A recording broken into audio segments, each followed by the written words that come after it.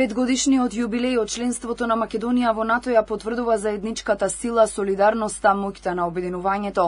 Одраз е на посветеноста кон колективната безбедност, демократијата и слободата. Ова се главните пораки од свеченоста во касарната Илинден по повод годишнината од членството во Алијансата. Председателката Гордана Силјановска-Давкова порача дека влогот во НАТО е влог во територијалниот интегритет на Македонија.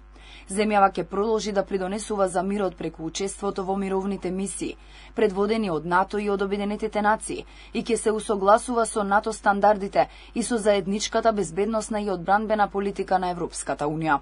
Во ова немирно време, во кое доминира воинствениот Марс, јас се уште посакувам нова доба водена од мирољубивата Венера. Но иако честопати повикувам како Хемингвеј на збогување со војните и со оружјата, свесна сум дека се наоѓаме можеби во најкритичниот геополитички период по студената војна. Одбележувањето кое помина во знакот на солидарност и сочувство започна со минута молк, со кое се изрази длабока почит кон жртвите од пожарот во Кочани. Министерот за одбрана потенцираше дека сојузниците кобната ноќ веднаш понудиле помош, што е уште еден показател дека НАТО не ги штити само границите, туку се грижи и за сите нас. Оно што го слушнав од нив беше како може да помогнеме. НАТО не е само воено-политички сојуз, не е само организација која ги штити надворешните граници на земјите членки.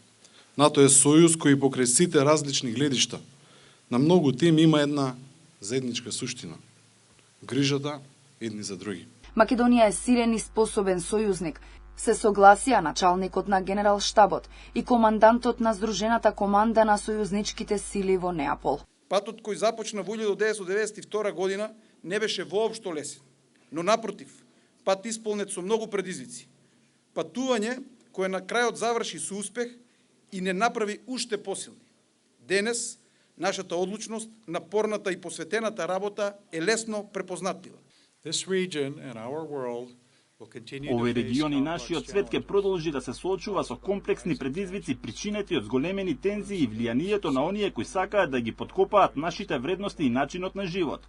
Заедно 32 нации во НАТО ќе останат обединети и ќе го штитат мирот, бидејќи тоа е витално. Дел од свеченоста беа и неколку показни вежби и активности на армијата, кои ги следеше цел државен врв. Присутни беа и председателот на Собранието Африм Гаши, премиерот Христијан Мицкоски, министри, пратеници и представници на дипломатскиот кор.